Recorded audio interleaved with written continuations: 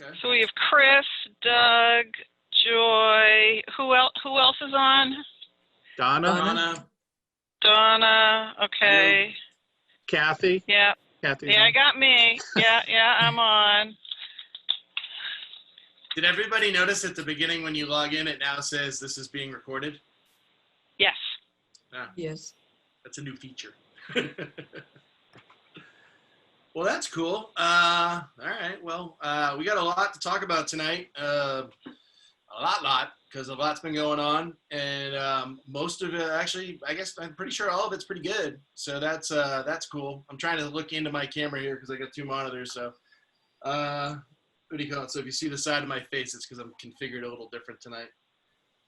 Our first item is previous meeting minutes. Kathy, did you send those out? Because I don't remember seeing them. No, I was so busy focusing on making sure I got all my homework done. The minutes did not get done. So. That's right. Everyone had homework. I forgot about that. Yeah. And I think I was reading my minutes. I think you also were, Chris, going to do some maybe a write-up of the June meeting. I was not in the June meeting, so. Okay. I know that I submitted the ones for the March meeting, which were which weren't on there, so I got those in. So okay. Okay, I'll look at the June. I don't know how much you guys discussed if you had a formal meeting on June or not. So if you did, if someone could do some minutes for that, that would be great. And I will do July and I will do August. Okay. Yeah, so we'll just defer any kind of voting until we actually see stuff, and we'll just address it next time. The beauty is if anything really did come up on the current meetings, they're all recorded. So, we don't have a written thing of it, but it is available if for some reason someone needed to see it. Okay, so we'll skip that. Number 2 is the rear door update, and I have down here meeting with Ann Waite, who's our new liaison. I'll do the thing on the bottom here that I typed in here. She noted I gave her a tour of the building, and I've met with her a few times at this point. And she noted some cleanups in the basement and some other things that needed to be cleaned up. There's like an old water heater, there's a bunch of gravel, and there's some other stuff. And so she wrote down a bunch of stuff. I'll follow up with her on the cleanups, but that was just a note for when I did give her a tour. And we went through and toured the whole building. She got the whole story, the whole deal. We reviewed some of the things that are left over from the bathroom project, and we're going to get to those. And she said she can help us take care of that. But we've been working on some stuff that's very exciting and sort of more prominent than that stuff at the moment. And so we started with we went into the back, and I showed her the back door and where we're talking about for our rear entrance. And we went through. So now based on the homework, and I'll say that I am kind of guilty of only doing about 3/4 of my homework because I only made it through about 40 minutes of that meeting. And I know I kept going and going and going. But we went over the door. We talked about some elevation stuff and how that would work in the back. And I got her familiar with what was going on. And then what I had suggested to her, and I contacted the town engineer based on the meetings that we watched, was I said, hey, can we get you to hardscape from Chestnut Street up to our door that we're putting in? Because I saw in the meeting that they had, I think they call it's like the kit of parts or whatever, but it's the hardscaping and the color choices and all that stuff that they were going over in that meeting regarding the Albion Street upgrade. And I said, hey, would it be possible to get you to get from Chestnut Street to our back door, hardscape it so that it matches the rest of Albion Street, so it looks like we did it all together? And and could we get that into that project potentially? Because that's a significant expense to do that. And she thought that sounded like a great idea, but she had some other ideas too, which were really cool, and I'm about to talk about. So we talked about that, and I pitched it over to the town engineer for that. But then we went out into the front of the building, and she said, why don't you do this on the front? And we talked about why we couldn't, and she talked about modifying the Albion Street plan to make it so that the bump outs were in front of our building. And so they have a bunch of bump outs there. To put a bump out, to take out like a couple parking spaces in front of our building, and that could be where the bump out is. We could move the street light when they do this project and have more space in front of our building. And if we did that, then potentially part of that project would be to put in the ramp on Albion Street, because they're doing the sidewalks over. Would be to put in instead of the back door. Right. So the Okay, idea would be that, and this is what I'm working on. I got a lot more. Yeah. Chris, you know what? Yeah. But there's like 5 or 6 people that are signing in whose names I'm not familiar with. Do you see anybody else? See over. Potter, Yeah, Lee, Lane. What is going on? Will Hello? Tommy bend me over? Big bumpy titties. Did we just get hacked? We got hacked. Yep. I think, yeah. You just got bent Like, over and just got raped. hacked. People are just allowed to got be on hacked. there. So people are allowed to attend the meeting. So As a moderator, though, you how can do I block them. how do I Turn their microphones off. Moderator, can you Mute block them. some of these? Yeah. how do I do that? Hey.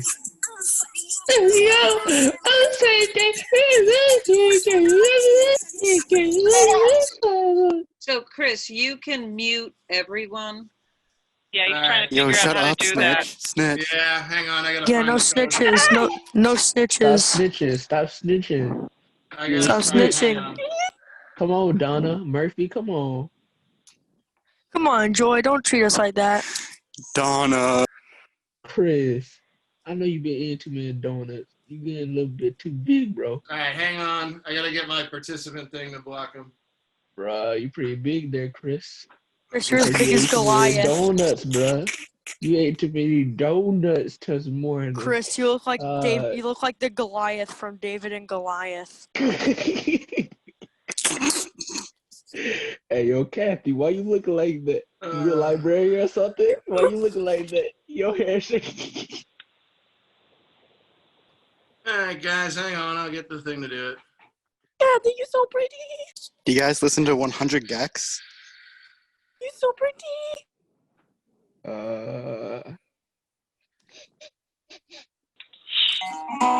Hey, little piss baby, you think you're so fucking cool? Joy? You think you're so Kathy, fucking you're doing, so Joy? pretty. You talking a whole big See? Turn You looking real nice. Joy, you look nice too as well. Chris, you're looking nice. Kathy, you look so nice today. I like your shirt. I like your blue shirt today, Kathy. Hey, turn that off. Turn that off, Jack. What the fuck are you doing? Hey, Chris. Yeah. Can I have a moment with you? Can I please have a moment with you? Chris, take off your shirt. I know good well. Kathy.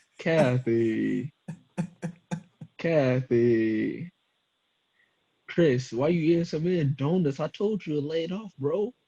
And you still Rape me, eating too many, Kathy, bro. quit looking at me like that. No. Yo, anyone want to hit, bro?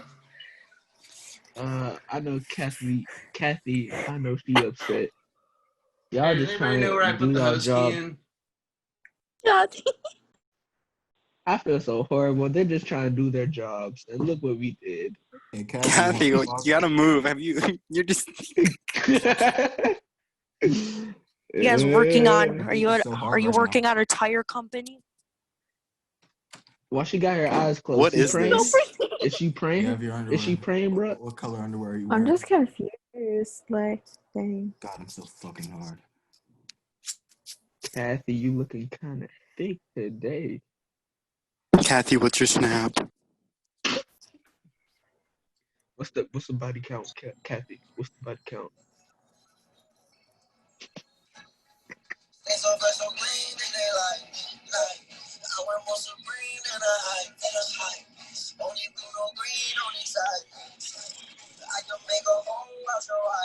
Hey, Chris, I can suck your... Hey, Chris, I like your cut, G. Let me suck your dick, Chris. Don't make fun of Chris's cut. He got it from Great Clips, my favorite place, bro. Chris got that I'm sports so hard clip right fade. Now. I'm so hard Got right that now. I Glock can't Glock even tell you. 3000. Oh It my looks like God. Oliver Tree. You're so cute, Bro, bro. I got my Chris, lips in just right leave the now. meeting at this point. It's over. It's over. It's For done. real, it's over. I It's got my It's over. over, jerking position Chris. right now. It I'm is I'm over. jerking the fuck out of my Participants, cock you can right now. actually I'm block so the hard. individuals.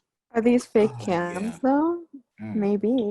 I'm beating my dick with All my right, other I've claimed the places. host. I can now mute these people. Shut up, Chris. No one asked. Do it, Yeah, bitch. just Yeah. You gotta make pee. I can't do Chris. shit. You think you can do this shit? You can't. you think you could actually mute us, bro? We hacked into your Mute me, system. daddy. Mute me. Old We people went need to to the stay off the database. internet. Harder, We daddy. went to We're the hackers. database, Hit me, bro. daddy. We We're went into the hackers. Kathy, database and hacked into get your away stuff, from the bro. camera. Kathy. Kathy, Kathy. you're my queen. Oh, We're gonna hack Kathy. Chris. Kathy dipped. Where's We're gonna Kathy? hacker Why you. did she? Why did Chris, she? we're gonna hacker you if you Leave don't get off the Zoom. Chris. Chris, you're in some pretty deep shit right now. Yo. Chris, they've all left except for you.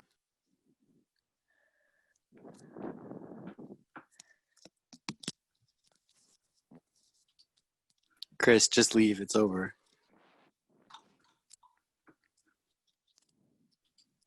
He's trying to schedule his next haircut appointment.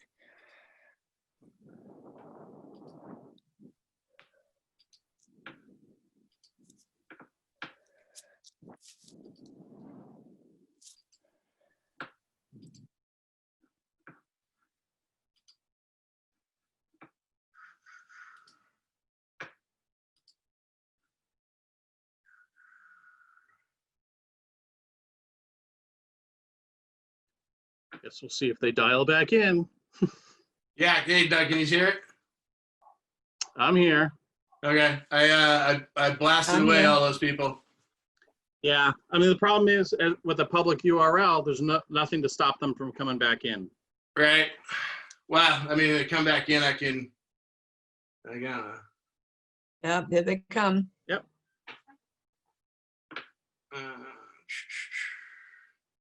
Is there a way to mute everybody except for people I asked for? Doug? I think you can mute all. All right, so right now I got the three of us, but I want you guys to be able to talk. Don't know how you do that. I'm not familiar with that part. I've never had to do that.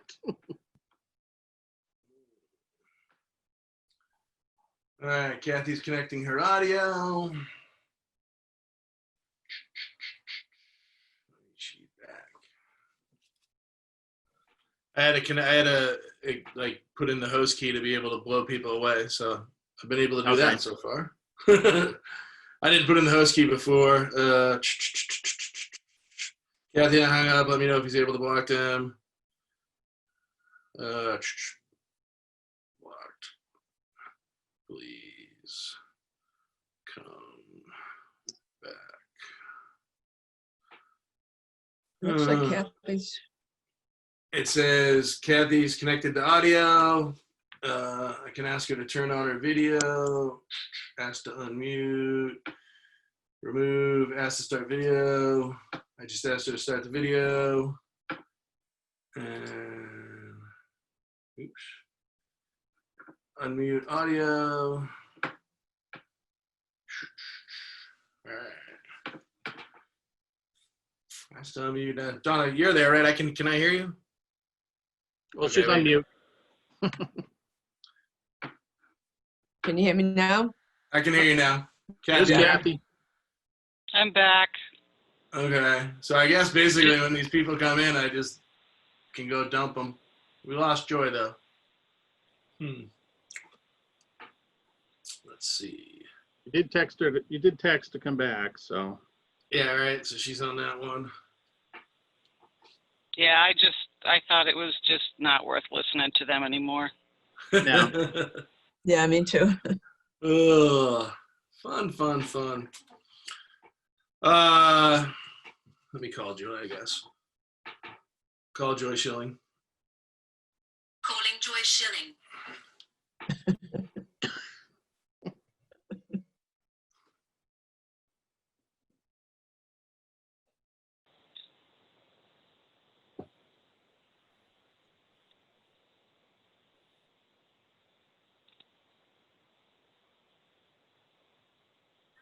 Hello. Hey, I managed to get rid of them and put in the host key. So jump back on and we'll keep going and hopefully we don't get attacked again. All right. All right, she's coming back. And I didn't notice those people popping in, so if you happen to see them while I'm talking, let me know and I'll just start killing them. Yeah, it's hard because they came in and they their intent was to no disrupt. video, so it's hard to know. Yeah, so I'm looking. Oh, Joy's coming. And connected to audio. There it is. All right, we're good? Gang back. Okay, so. All right, so if people come in, I'm looking at my screen and I'm like talking and I get into it. So if there's offenders coming in and you can see them, let me know and I'll stop and take Did care you of it. set up the waiting room? No, how do I do that? Well, let's keep going. Maybe it won't happen again, but you can set it up so it has a waiting room and you have to admit people to get in here. Okay. But let's just keep going. Let's go. Okay, cool.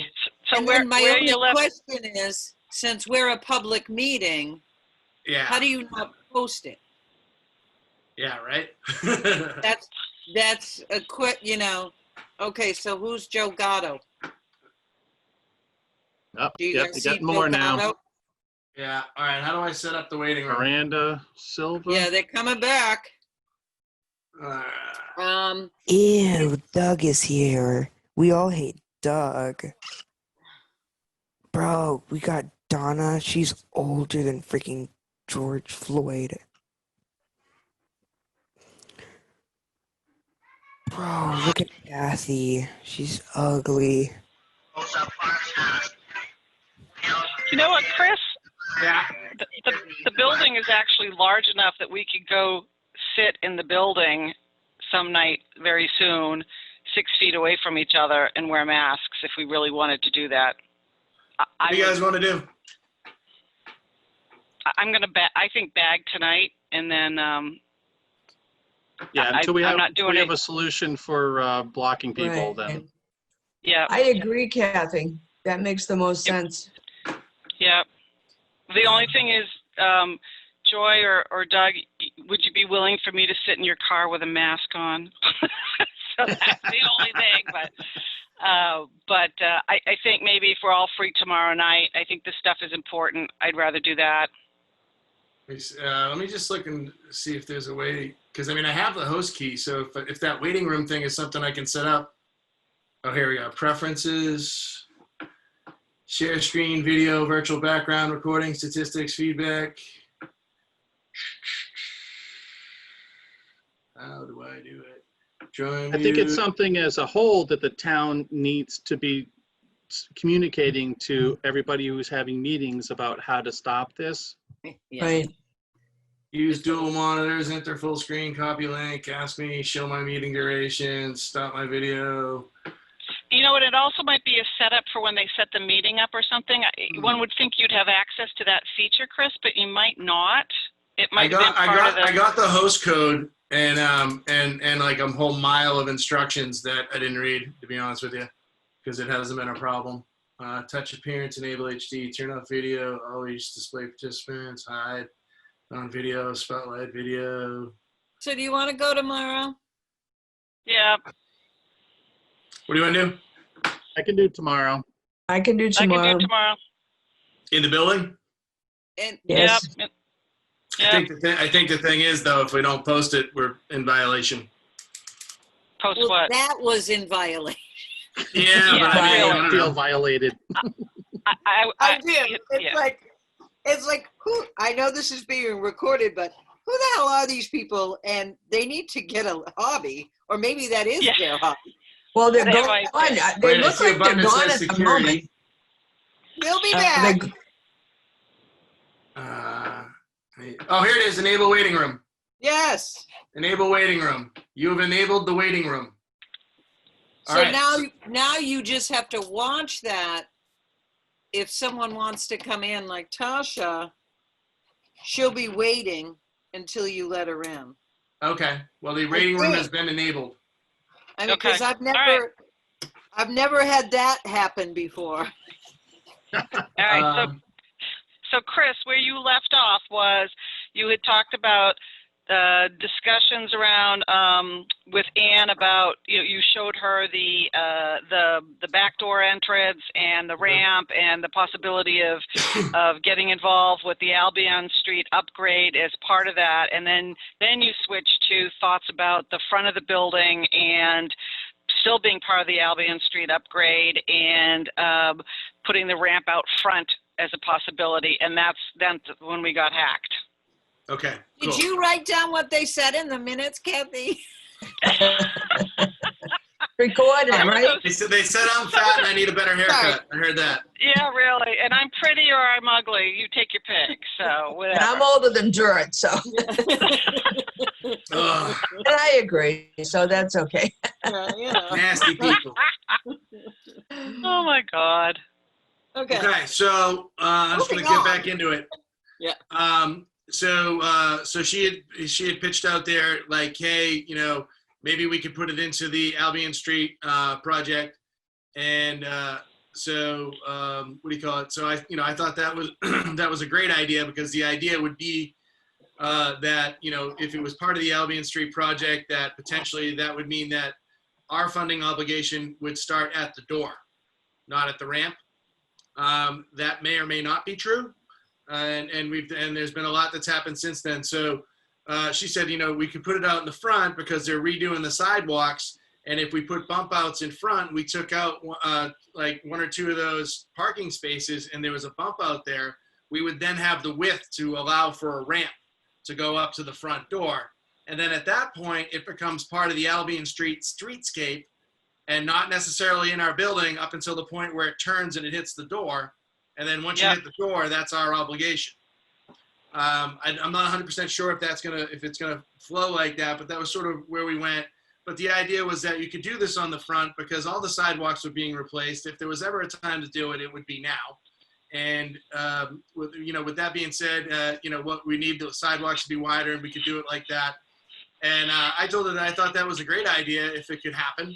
I also thought it was a great idea if on the back door, if we could do it that way, if they could add the streetscaping come up to the back door so it all looked together, and that we were on board for anything that helped us get to an ADA door that seemed to make sense, and that we were open to it.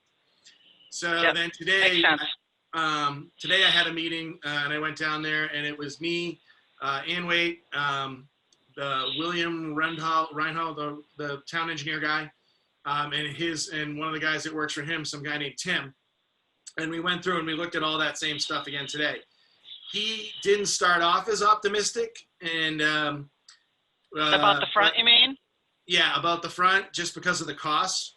And apparently there's some pressure about bike lanes, and he's being pressured by town council people to something to do with bike lanes.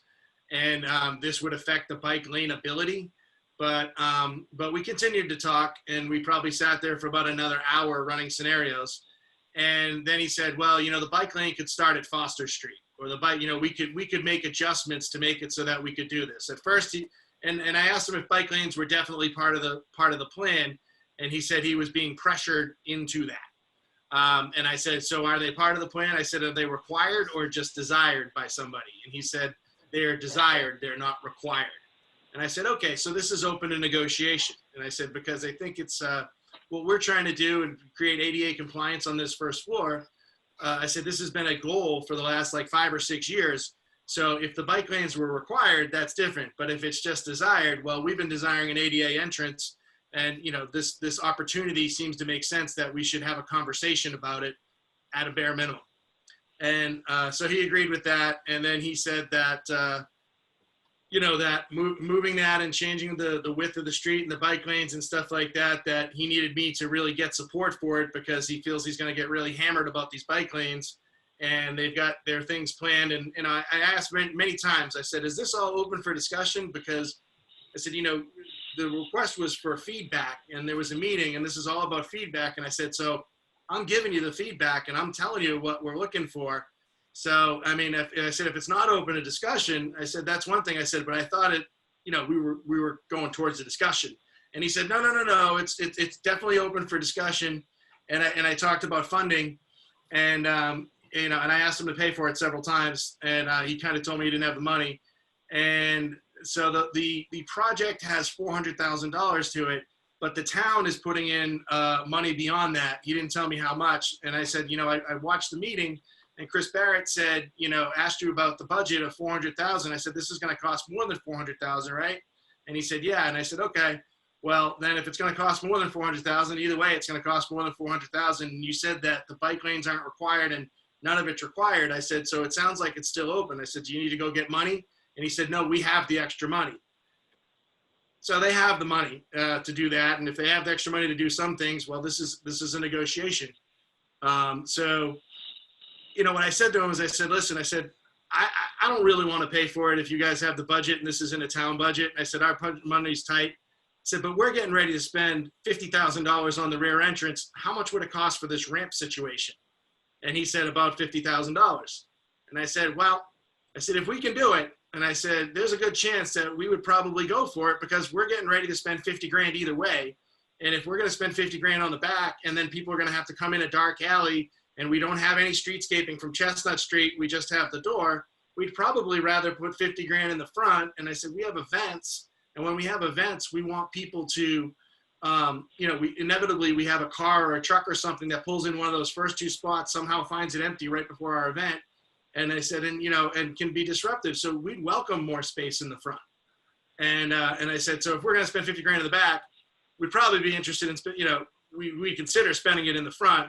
However, we don't want to spend it at all, but, you know, we'll see where we go with that. So he said, well, he goes, you got 50 grand? And I said, we do have 50 grand. Still don't want to spend it, but we do have 50 grand. He goes, oh. And then at that point, the conversation became more fluid from no money to we could potentially afford it. Then he asked me, what if it became 100? I said, we don't have 100 grand. And I said, it can't even become 60. You know, I said, it's just 50 would be a hard number. And even then, you know, we'd want to negotiate, because if the town's kicking in money, this is a town building. I said, it's really hard for us to get funding. And I would consider it part of the project, you know, let's figure it out. So we didn't really resolve where the money's going to come from, except for the fact that we have money if we had to out of our budget. And, you know, when we have a $26,000 credit with the DPW anyways at this point. So, I mean, we're getting there. So it's about negotiation, because I think this makes sense to me in the project. And so what he asked me to do was I said, you know, what do we need to do to move this forward? And he said, well, you need to get support. And, you know, he said, there's certain counselors pressuring me for these other things. And, you know, I need to know that there's support, and you need to negotiate with them. And I got really specific with him about what exactly did I need to do. And basically what he said, I need to get support from the town counselors and present it to them. And I said, do I need to call a meeting? And he said, no, you know, this and that. And I said, well, it sounds like I'm going to need to call a meeting, but, you know, I need to create awareness about what we're looking to do. I need to see if people are interested in negotiating on this, and they have the desire to make this happen within this project scope and are willing to take action. You know, that's the standard marketing way of going about it. So he agreed, and basically said, communicate with the town council and the town administrator to see if I can get support to support the plan of putting a bump out or widening the sidewalk, and you know, indicating to them that this will have an impact on cost, and this will have an impact on potential bike lanes. So and hence your email. And that was the email. So everybody got the email today? Yep. So that was where that came from. So I sent out an email soliciting support and all that stuff I just said, and communicating that out. So that's a to be continued. The town engineering staff is going to come and, is anybody in the waiting room, by the way? I don't know how to even check. But town engineering, I don't know where you're looking. The town engineer and his other engineer guy that works for him are going to spec it all out in the next week or so. And so he said, send that email out to everybody, and that he's going to reply to that with the data. How much is it going to cost?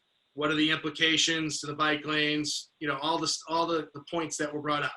So I sent that email as a step one to create awareness, and he's going to reply back with some data, and then hopefully we'll get into some meetings and we'll really get into it of, you know, hey, we really like this. You know, we're gonna hold on the back until we find out, because if we can get this in the front, that's way better.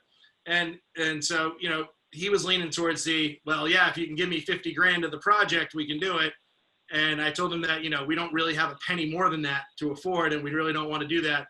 And the other thing is, if we give him 50 grand of the project, we still need to replace the door, because it's just because the handicap thing requires that there's like a button thing, and the door has to go both ways. There's the door part of it, like literally the door, like in the back.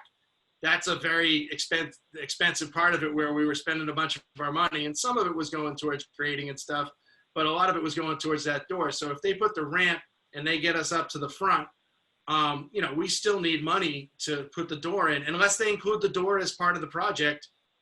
But that's all to be negotiated, because there's other expenses. Yep. Yeah. So, you know what I think is interesting, after watching not every last minute of the presentation and then listening through all of the town council meeting to get to their discussion, it definitely seems like everyone is very interested in this Albion Street upgrade. But what's fascinating is the constant theme of losing parking downtown.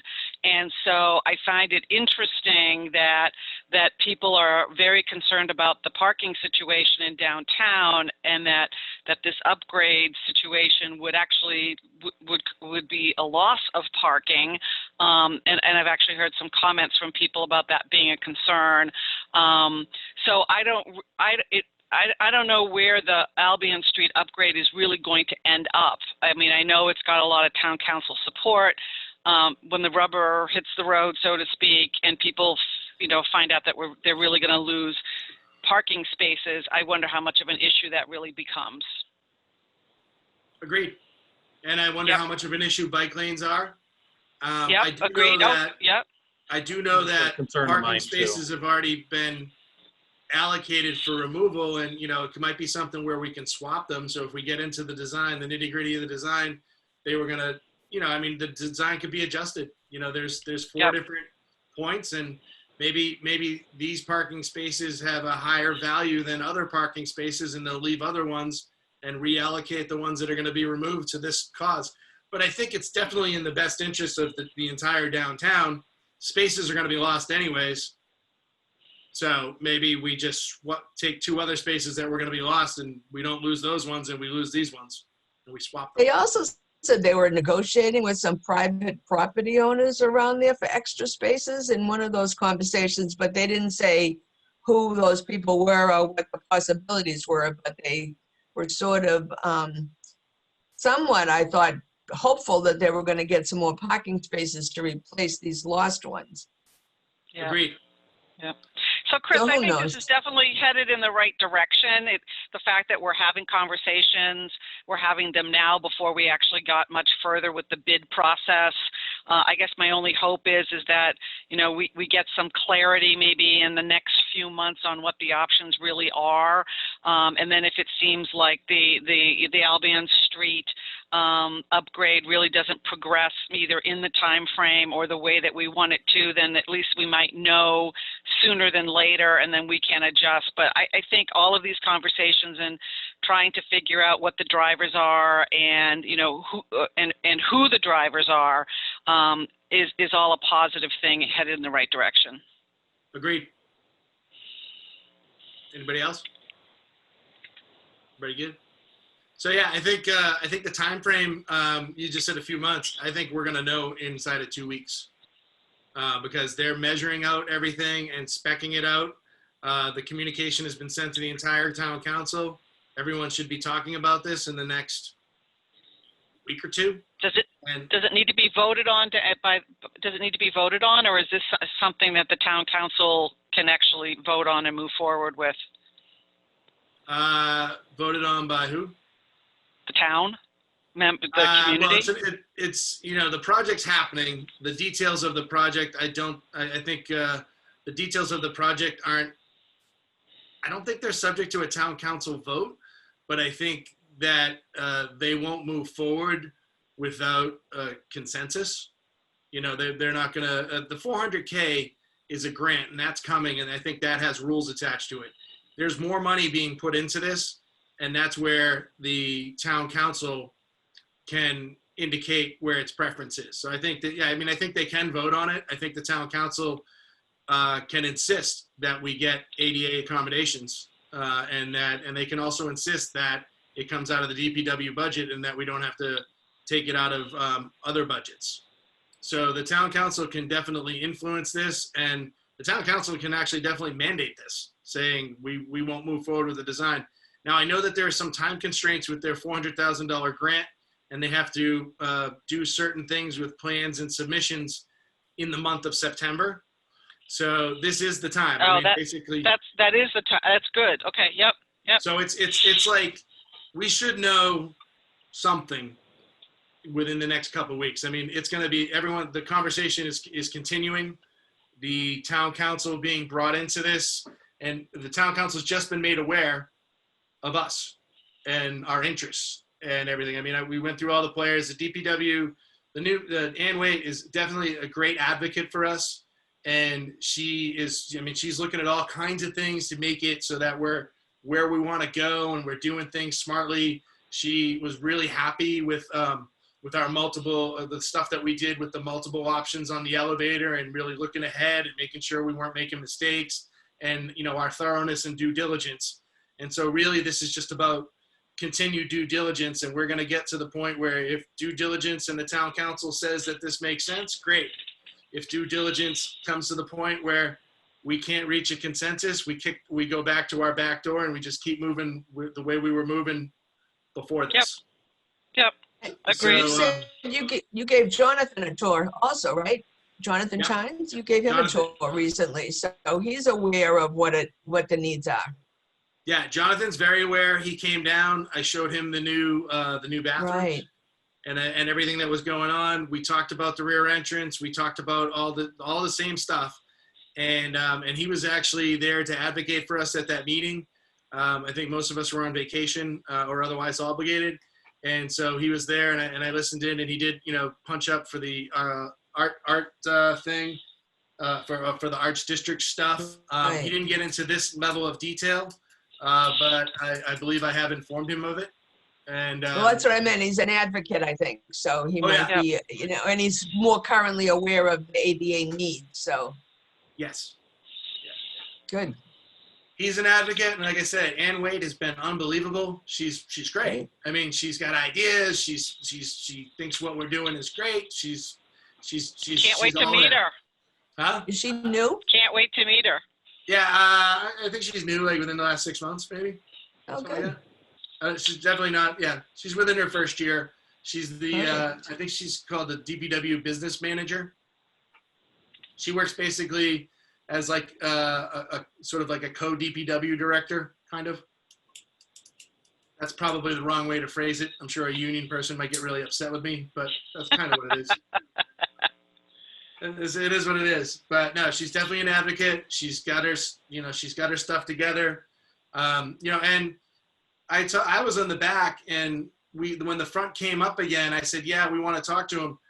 She was like, hey, we can do all this stuff in the front. And I said, well, we've looked into it, but it didn't seem reasonable. And she said, but everything's being redone. We need to go and explore all these other options because none of these options were available really until we found out that there was this July 30th meeting, and that they were seeking input, and that it could directly affect us.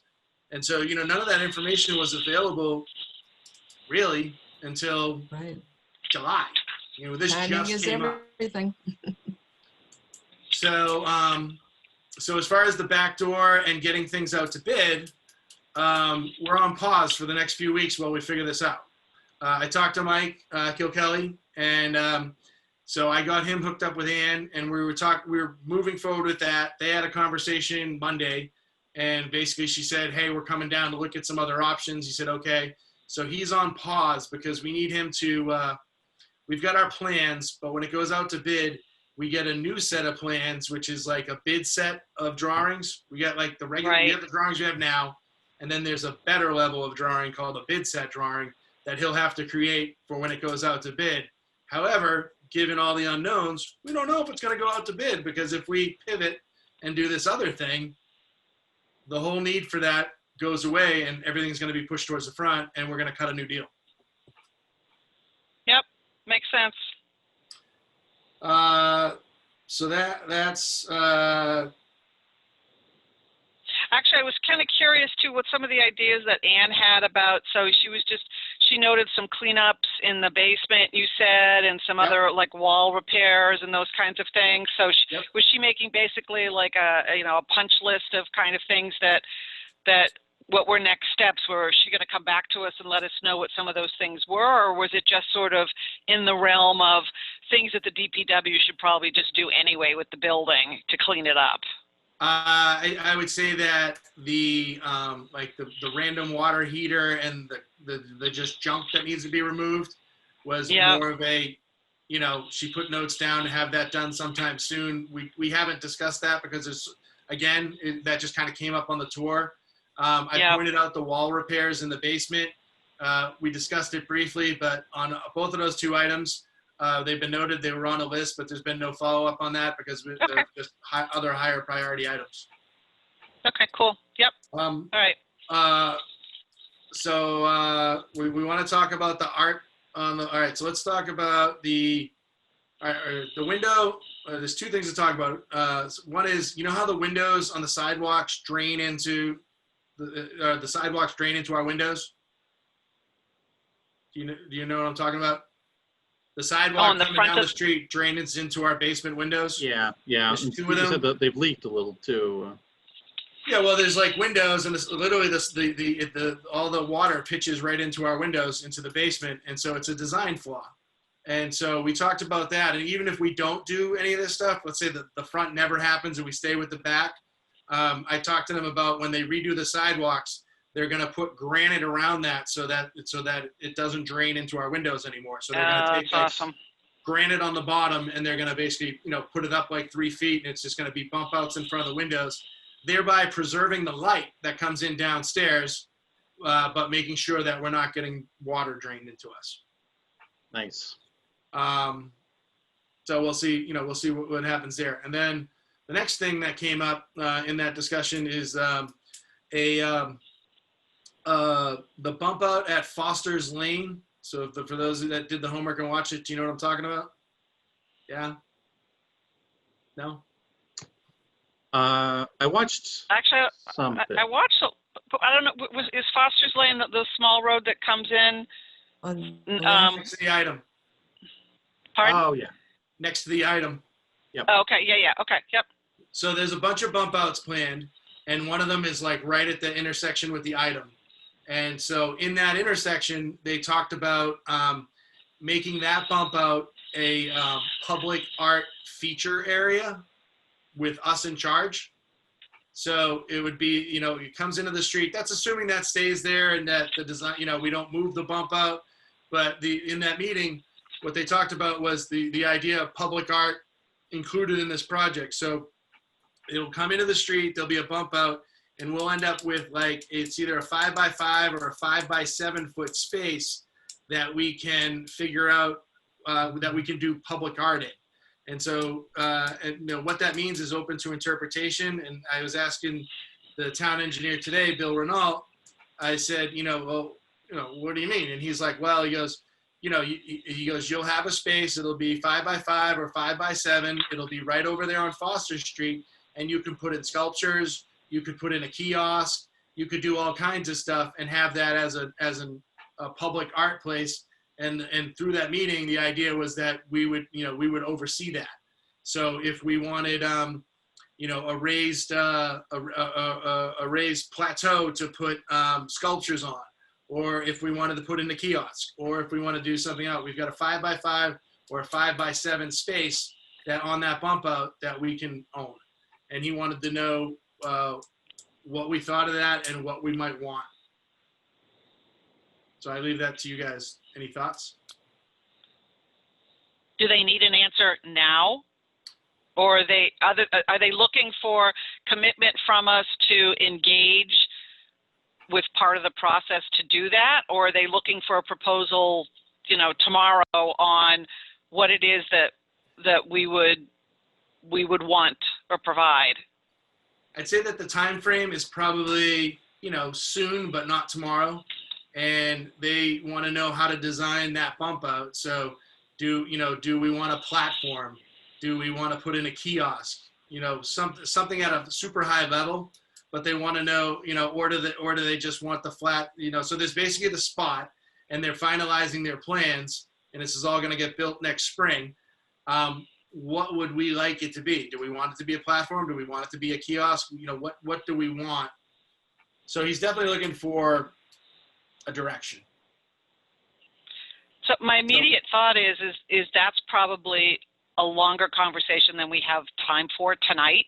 I think tonight's conversation is a little bit about, do we want this and are we interested in committing to this? My guess is yes, but that's just a guess. But then as far as getting into the detail and being able to provide them with, what we think is the suggestion for it, I don't know that we have time tonight to do that. Agreed. And I think with the fluid conversations about the front, it'll be after that conversation. So just, think about it. What could we do with 5 foot by 5 foot or 5 foot by 7 foot right in front of the item and do it on the long term? So, maybe it's a sculpture that gets replaced once a year. Maybe it's a sculpture that doesn't get, maybe it's just a sculpture. Maybe it's, like you said, maybe it's a kiosk. But I think we have time for that, but definitely something to think about in the next couple of weeks. We need examples if they have any from other towns. I'm going to go ahead and say that they don't. He was asking me for all the only reason it came up, Donna, was because Jonathan and Anne Marie, I believe, in that meeting asked about the arts corridor and how that was going to be there. And then they said, you guys can have a space for public art in one of the bump outs on Foster Street. Would you like that? And everyone said, yeah. So I think, but beyond that, and these guys are busy working their tails off to get this thing together in certain time frames. So they definitely, they're looking for input and they're looking for help. They're not looking around at other towns to see how their art examples are. These guys, are protractors and CAD drawers. No, we could do that. I just wondered if they had made any suggestions. That's all. The only suggestion was, kiosk or sculpture. Okay. Well, I would think the people who are helping the town design this thing would be ones that would, because they provided examples of space from other towns in their presentation. Right. The Envision Wakefield people. Yes. I would think that whoever is the contractor behind this whole gig would be able to provide some suggestions and ideas on that. Agreed. It just hasn't been done yet, I guess, is really where we're at. So what do people think of this idea? Is this something that we want to commit to? Well, do we have to commit to owning it? I mean, 5 by 5 isn't a very big space, and it doesn't, I'm not sure that it's protected. But that's just being paranoid. But like, would we have to own it, or would it truly be a community thing? I think it's all open. Really the way it came up was people asked about public art and art as part of the streetscape. And the answer was absolutely. How about the Foster Street thing, and get in touch with Ace. And that's where we're at. Okay. I think anytime we have an opportunity to do an art display, that we should take it, especially if they're going to help design something that is beneficial for us. And yeah, I'm definitely in for it. I think it's a great idea. Me too. And, you know, let's think about it. But I mean, even if it was a kiosk, it could be our kiosk. Yeah, right.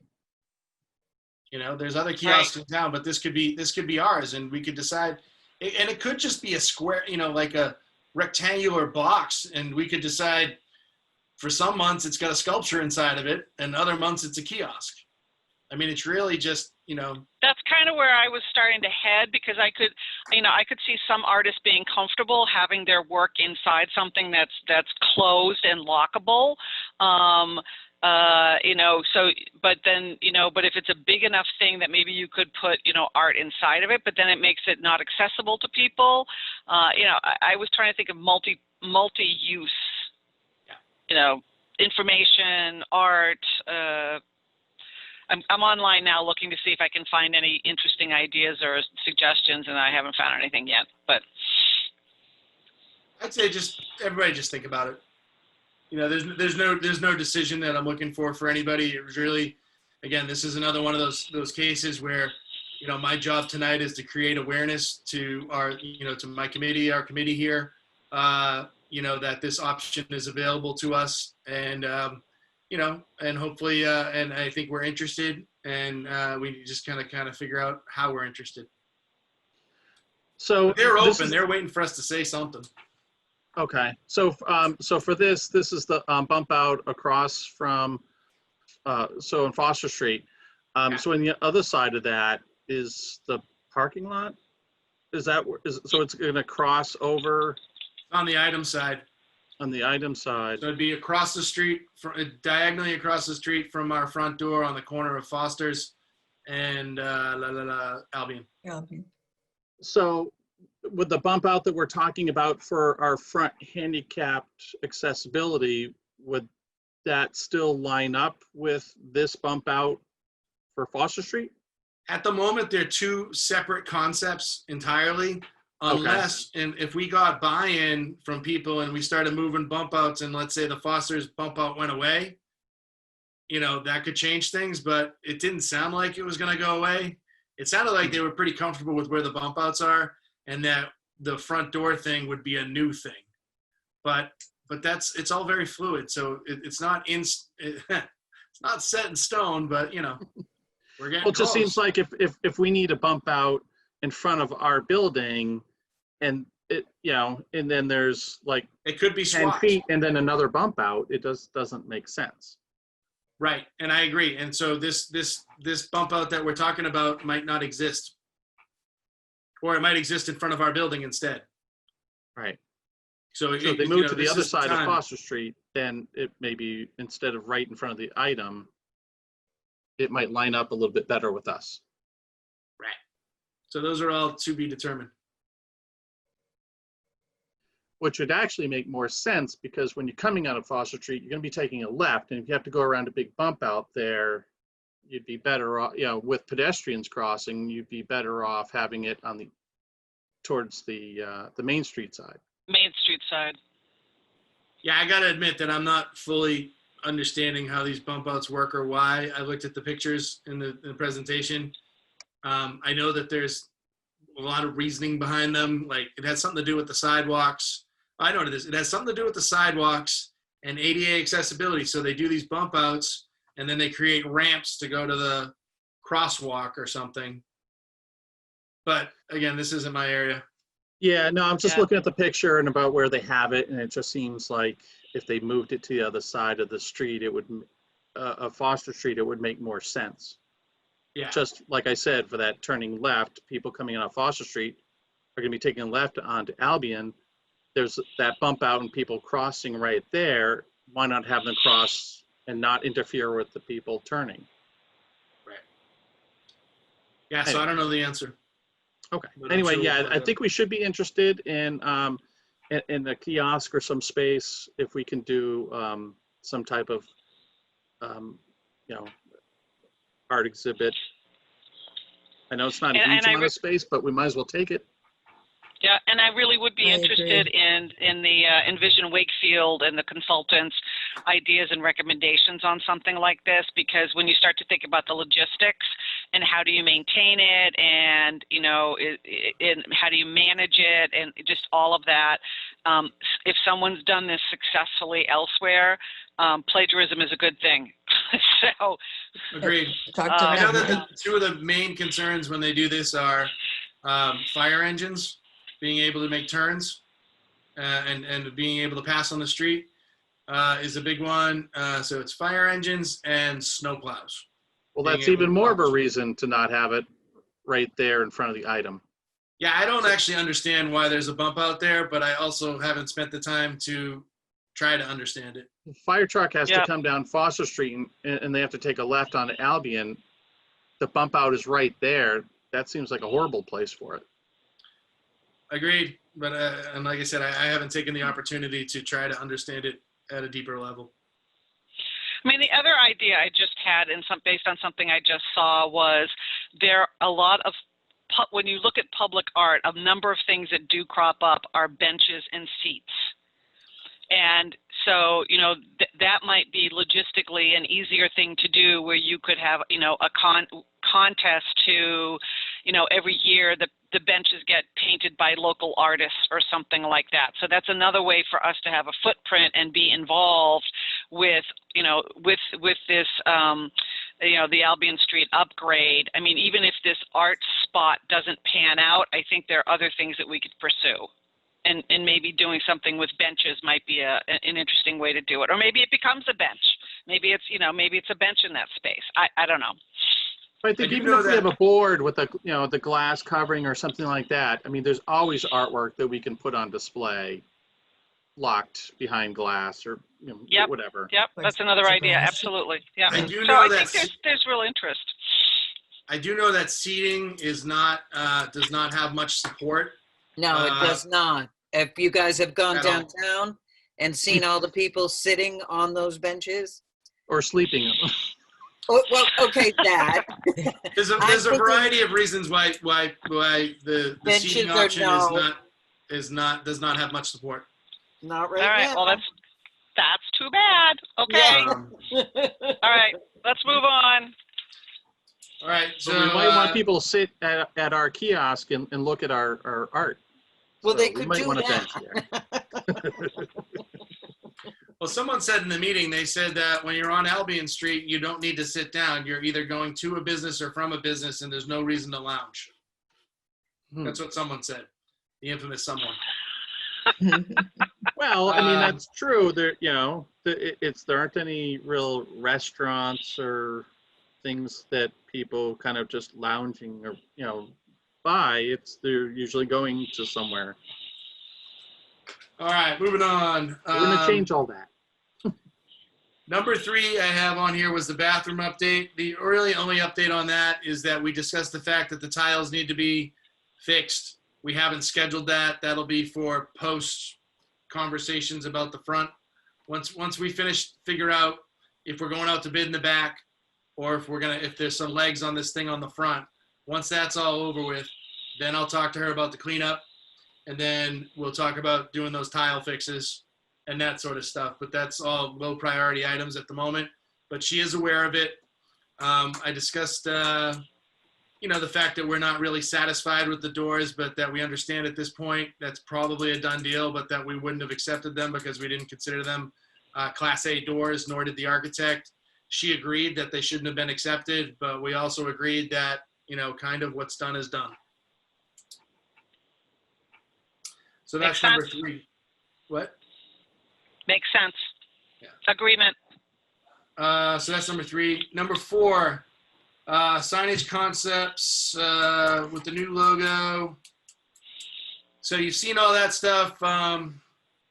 Couple open questions I still have with Bob, but then I'm just going to leave it to everybody else to discuss. So I'm going to be quiet for a minute, or as long as it takes.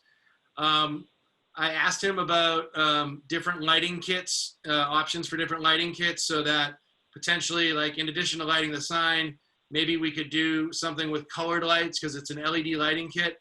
So is there something that we could do within the constraints of the sign and the lights that, you know, I don't know, make it orange for Halloween, make it different for Christmas, that kind of thing. Could we do something beyond just the white signage lights?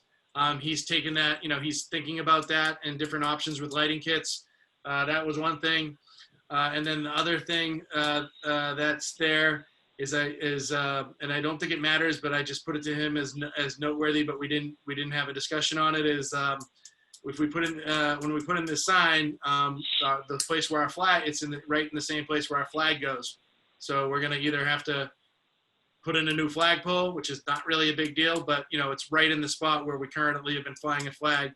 Or we could go back to what they did in 1910, and that big pole on top of the building is where the flagpole used to go.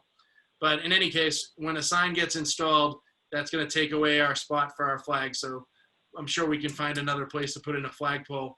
But it was something I just wanted to vet out while we were talking about all the stuff, all the implications. I also asked questions about shadows and, what if the street light moves?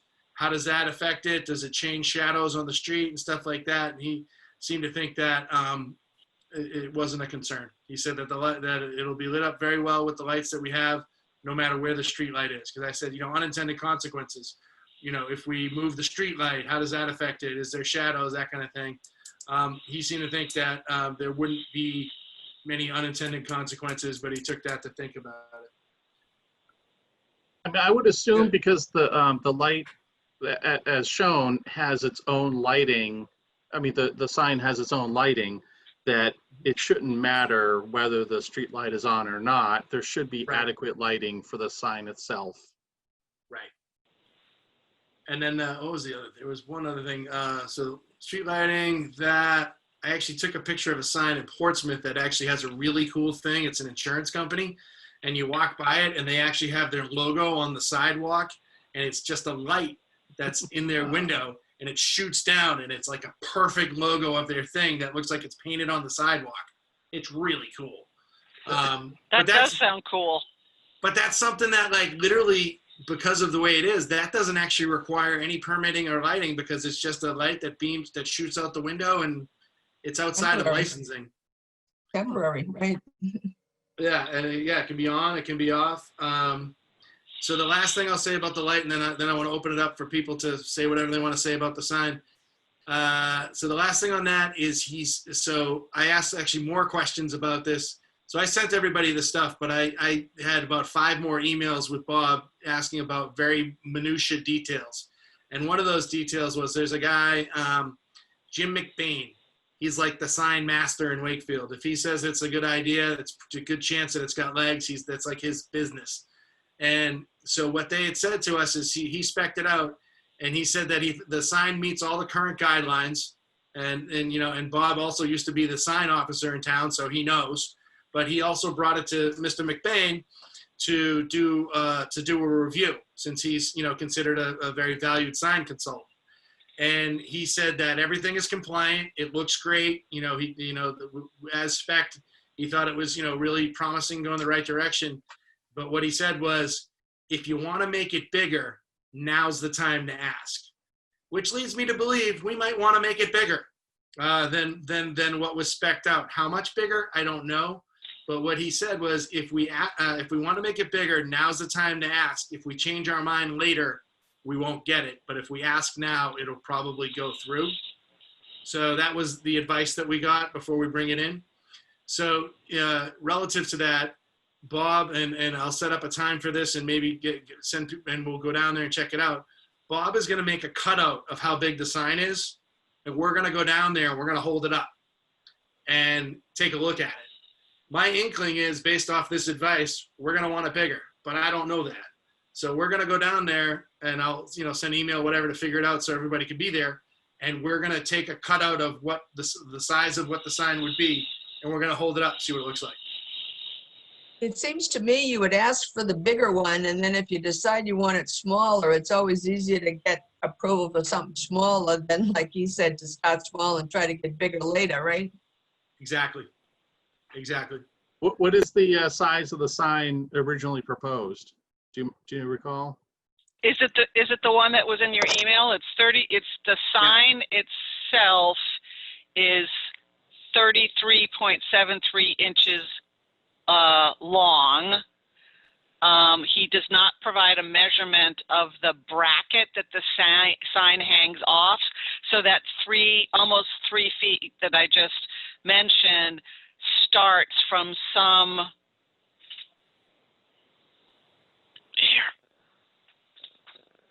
Can you guys Yep. see the screen? Yeah. All right. Yeah. So here's the 3 feet, but you can see with the bracket that it's some distance.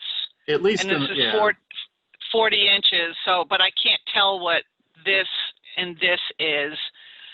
You know, it But could the be sign it could itself be. is almost 3 feet wide. Yep. I mean, that seems pretty. I'm wondering how much bigger he's talking, because that's pretty big. I think Especially you for need to go down and do a site visit and talk it out, that way. Because I think that once it gets up, though, even though it seems like 3 feet is big, it gets small because being in front of a big building. That's only like a foot. That's like, I mean, a yardstick way up isn't that big. Yeah. I would say that given that his advice was if we want to make it bigger, I read that as we want to make it bigger. Yeah. Like he And it sounds like that was his like. like advice, make it bigger, right? Yeah, that was his advice. He didn't say it that way, but basically he said make it bigger. But either way, I'm going to schedule with Bob a time to go down and do the cutout of various sizes, including the one we're at, and then bigger, and we can all meet and do a site visit in person sometime soon. Okay. Yeah, because I wonder how, if you go bigger, do you have to use a bigger, obviously a bigger bracket, and do you need more lighting? And it makes the cost more. You know what I mean? So I mean, which I don't know I don't know how good or bad that is, because at this point I think hang on, what is it? Was it like just shy of $5,000? Yeah, it's like $4,200, right? $5,000, but that doesn't include $49.40. Yep. Oh. I'm guessing this is going to be about a $7,000 project. Which is honestly right about where I think it needs to be. I don't think that's expensive at all. I think that's about what that type of thing costs. It just is what it is. Yep. It is what it is. It's just, we don't have a lot of money, so we just have to be careful. Agreed. But I don't want to. It is a major imaging and get a small sign just because it's, $500 cheaper. Right. Oh yeah, totally agreed, Doug. Yep. But we also didn't ask for it to be small. We just asked for a proposal of what a good sign would be. Right. Yep.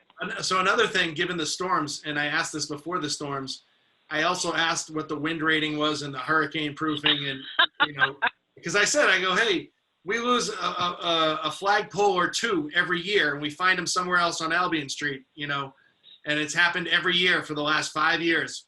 We've had at least one flagpole missing and blown away.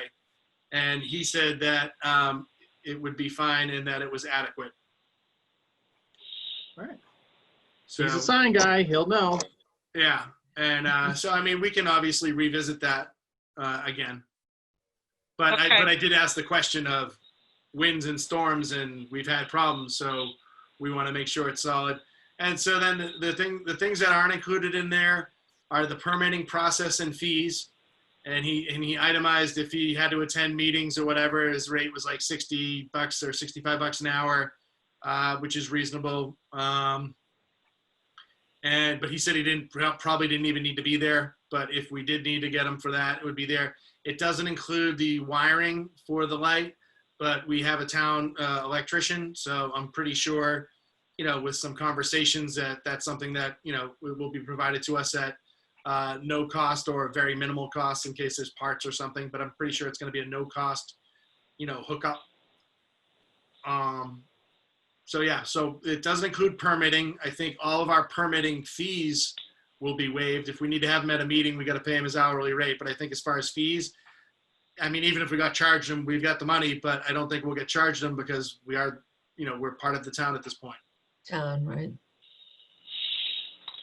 Did people go and look at the other signs regarding the gold leaf and the civic center sign, the funeral home sign, the storage company sign? Those are all referenced. I did not. The welcome to Wakefield sign. Yeah, so it's the same material as the welcome to Wakefield sign. The gold inlay, I think, is the same material as that, as well as the civic center sign.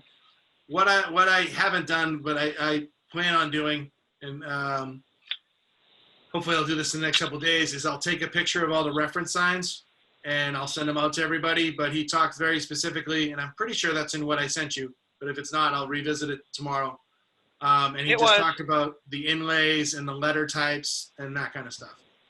And when we have a site meeting with him to talk about the size, that's also a good time to, get more information.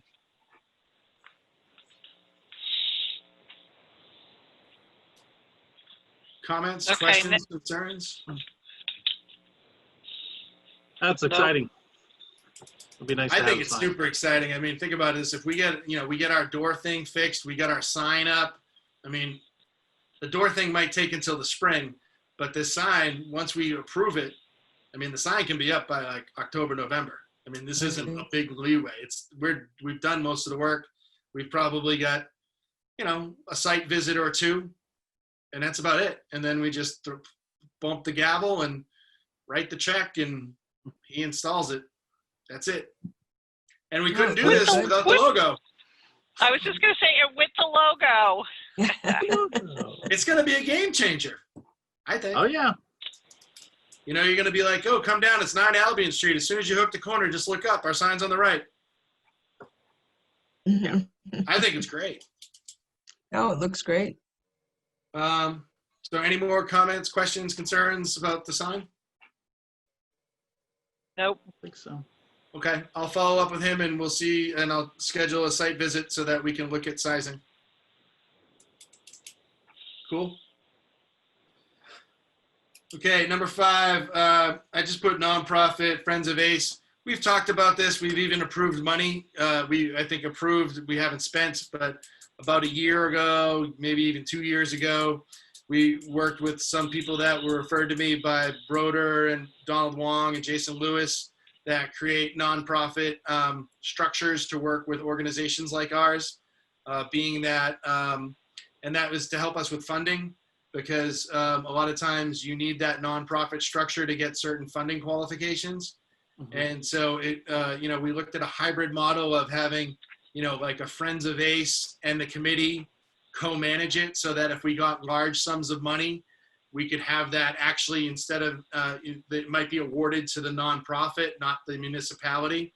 And so the funding would go into our Friends of account.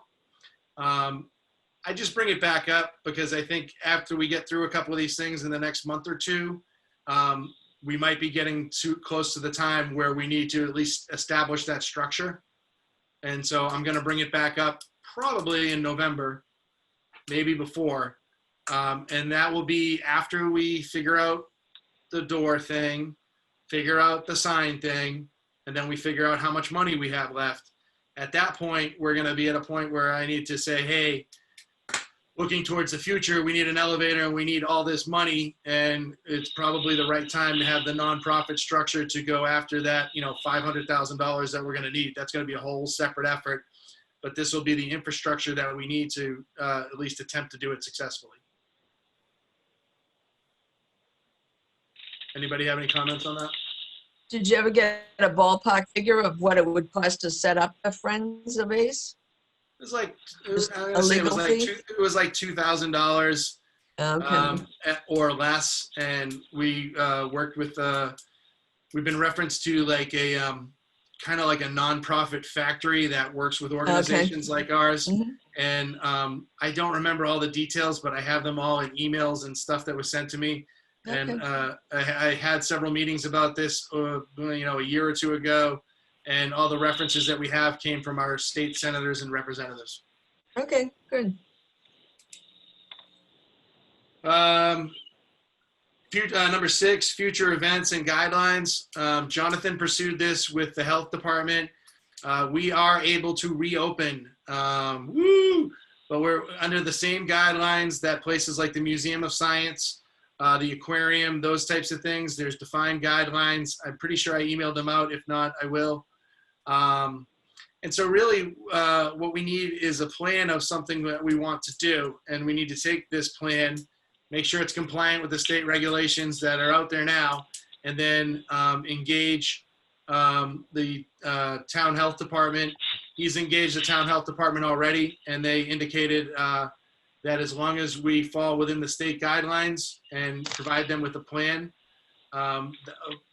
aside from any comments they may have on the plan, that they don't see a problem with it as long as it's compliant with the state guidelines.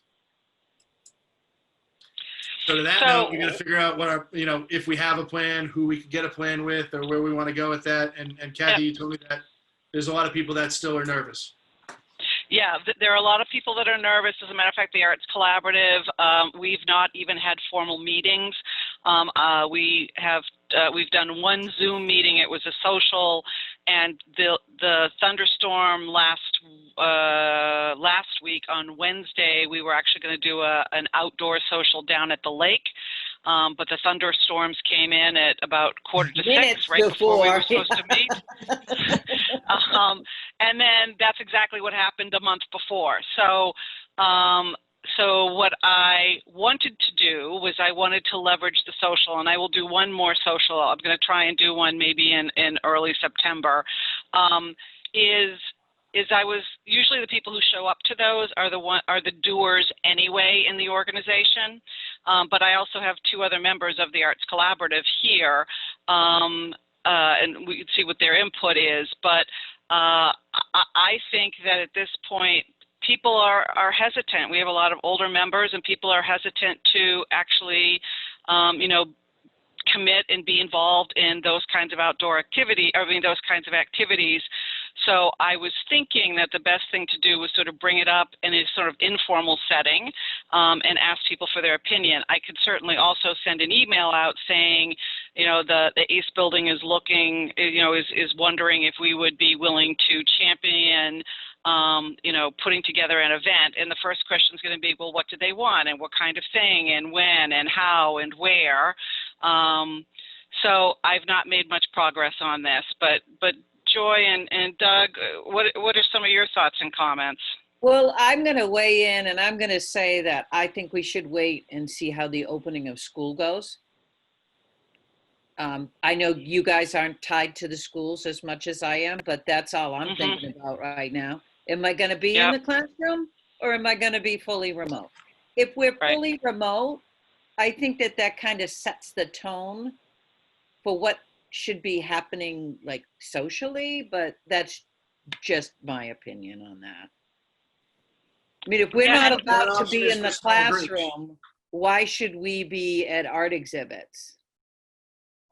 And the problem too is that, I mean, the space is relatively small by the time you set up things. And so to keep people, 6 feet away, you're only going to, if we can only We're going to put down arrows. Yeah, I mean, if you can only fit 10 people in the room at a time, then it's almost more trouble than it's worth at this point. And I would probably wait a little bit longer till people are more comfortable. Okay. But again, that's my 2 cents. I feel as if it's important to try to do something. Obviously, it's a collaborative thing, but if we set something up, we could, we normally do it as a come down this one day kind of thing. We could set stuff up and have private viewings, literally have it by appointment, and we could have an exhibit up for 6 weeks.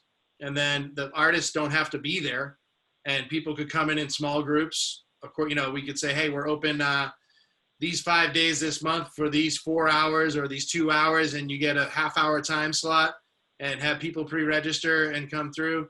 I think, I know there's logistics, but I think there's value in doing something. But obviously we need a concept. Yeah, somebody has to be there for those 4 hours a day. With masks and temperature checks and social distancing and hand sanitizer.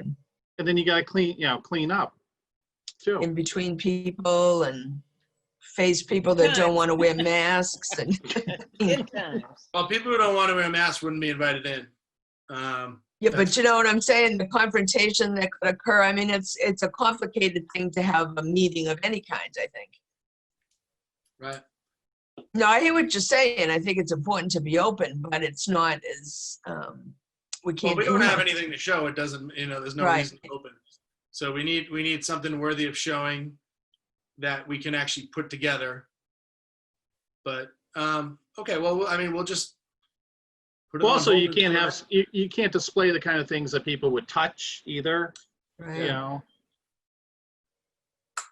mean, nobody can resist the felt animals. So can't put those out. And I do want to eat that cheese. Free. So Chris, I think that for me personally, I'm not ready to go out to events. Frankly, I'm am extremely cautious about what I'm doing, even going to the grocery store or so. For me, I think I'm more comfortable with Joy's perspective at this point, kind of waiting to see what happens. But I also understand that, inertia is not a good thing. So, I would like to float this by a few ACW members and see if we can get some traction. And the traction's going to, potentially have to develop on its own and can't be forced. Great. Okay. So all I'm going to do is just leave this on as a continual item on our agenda, and we'll talk about it again next time. Yep. Sounds good. Yeah. I definitely think it's something that we have to keep checking in on. We just don't want to rush it, but I think it's good to keep asking. Yep. Okay. Video and video type stuff updates. We gave Kenny Vaughn, who's Jonathan Perez's student, who has indicated interest in working on some ideas. We gave him a hard drive with all our data. Doug has a backup of that hard drive. I'm going to buy another set of hard drives so that we have a double backup, and I have a copy at my house so I could spend more time looking at it. No big deal. He hasn't come up with anything yet, but we talked about it a little bit. He was very excited a couple times. My guess is that as soon as school starts, his availability is going to go down, but at a minimum, he's got the stuff. He looked at it. He's excited. He's doing some stuff. He asked me about some things I might be interested in, and where it's been left with him is I said, why don't you give me, let's talk and put together a storyboard of some ideas, because I don't want you to just do the same thing that we had that we didn't like before. There's more thought that needs to go into this, but we do have the ability, he does have the ability to execute and play around with our stuff because he has all the data. We gave him a hard drive with everything. Doug has the backups. We're going to send Doug another hard drive to make a double set of backups so that I have them. And, I'll update you again in a month. But where we're at now is that he has the ability to do stuff. We just don't know what we want to do, and we don't have the time to really get into that tonight.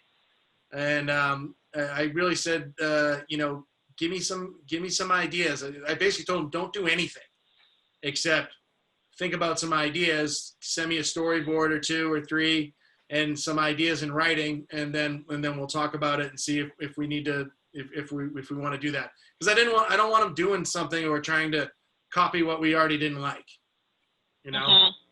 So but the bottom line is he's got the data, he's got the hard drives, he's got all the editing stuff. He can play around with it. He can give us stuff. And I told him, just don't do too much. Just more pen and paper, not even, less actual work until we, get to someplace that we like. Because I think on that topic, we don't really know what we want. We got other things going on. So, I mean, if he came back and said, I got this really great idea, or, hey, I look at this thing that I built with your stuff.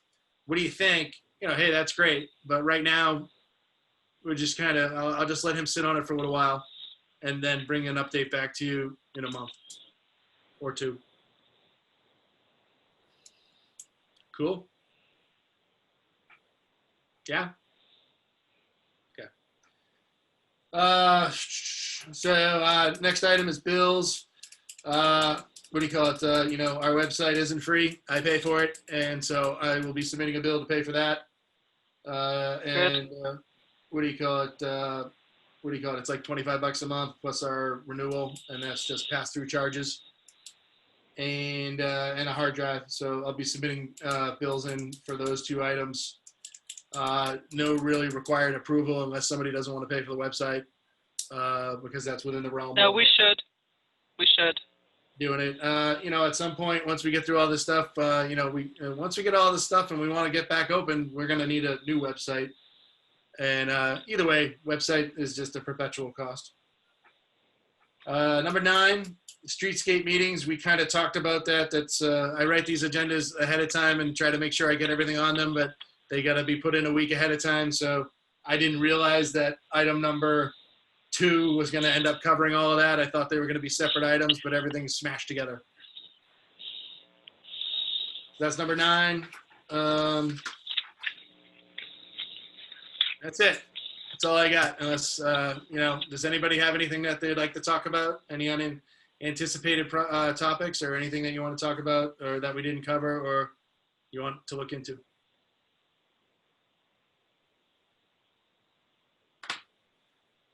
I will say that I am excited about the opportunity or the possibility of the front entrance being ADA compliant as opposed to the back. And I'm excited about the sign. So I think, we have some good things that are coming. Yeah, and joining the group and, showing interest and enthusiasm in creative thinking is really a bonus for us as well. Yeah, I think she's really an asset. My experiences with her have been nothing but pleasant and positive. Excellent. And not afraid, not afraid to think out of the box and to, insist upon things. And like when we were in the basement, I didn't say anything about the random stuff that wasn't out there because it wasn't really a high priority to me. And she was like, hey, we should have that cleaned up. And I'm like, yeah, but yeah, let's do it. So it definitely, sometimes in the past it's been like pulling teeth or you have to write 7 emails just to get a real basic point across. I think those days are behind us for now. That'll be great. Plus, Albion Street's going to look really nice. Yeah, by the summer next year, it's going to look awesome. Yeah. And I think this sign thing, I'll get the schedule on the sign thing, but that's going to happen fast unless a roadblock comes out. I mean, the only thing that's going to come up, and I don't think it's a roadblock because we've done our due diligence, is we have to go and run it by the I think the zoning people. I think it's the zoning. Oh, the ZBA, the zoning board. What's that? The zoning board. Yeah, I think it has to. Yeah, but considering that Bob is doing it, I would feel comfortable that we're not going to run into any problems. Yeah, exactly, because we have 2 very highly sought after and respected people who are really knowledgeable about the process. That any of the mistakes, we're not coming with them with something out of left field. We're coming to them with something that's very compliant and has already been, that we've already tested the waters and asked around a little bit. So really it's just getting down to some fine tuning semantics. And there's other signs on the street. We're not the first one. Well, right. But ours will be the best. The best, but we're not breaking ground by having the first sign up. Right. And, think about it. The Civic Center just got a new sign. So look at that sign because elements of our sign are from that. The storage place underneath the Dollar Tree, that's a brand new sign. That just went through the same process with all these same people. McDonald's funeral home, I think that sign's older, but it still went through the same process with all these people. Storage place. The storage place, right? Storage, yeah, that just happened. Yeah, in the last year or 2, right? So it seems it does. It seems like we've done our homework, we've done a good amount of diligence, and we just have a little bit more to do. Well, appreciate all the work that you've done, Chris, and moving that stuff forward. No problem. Absolutely. Yeah. No problem. It's exciting. I mean, the sign thing has got me especially excited because that really had a lot of building blocks. I mean, we had to go think about all the stuff we did with the logo last year. That was painful. Yeah. No other way to describe it. That was fun. Hey, we persevered.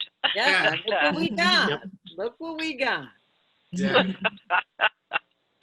All right, and I learned something new today. I learned how to create a waiting room. Right? That was outrageous. Hopefully nobody important was waiting. I didn't learn any new words today, so that was always a good thing when we got hacked. Usually when they start with... I Did you did take take notes? a screenshot of what was there, just to save it. I'll share it with you guys. Well, you guys, good to catch up with you. So, Chris, let us know when you're going to have a get-together or a, on-site visit for the sign. Okay. Yeah, I'll do all the follow-ups. And if there's documents or anything that was mentioned tonight that I said I was going to give you and you don't get them in the next 24 hours, ask, because that means I forgot. Great. Okay. Yeah, one thing I don't think you shared was the you had said was, oh shoot, I thought I wrote it down. All right, never mind. Let me go through my notes. I thought there was one thing that I thought you had mentioned that I don't think that I had seen yet. So. And you've got. All right, never mind. And we've got some minutes, I think, that I need to look at. Yep. Yeah, no, I have to do minutes too. Okay. All right. Okay, Bye, everybody. everyone. Be safe. All right. Have a great night. Good All right, night. thank you. Thank you. Stay Thank you, Chris. healthy.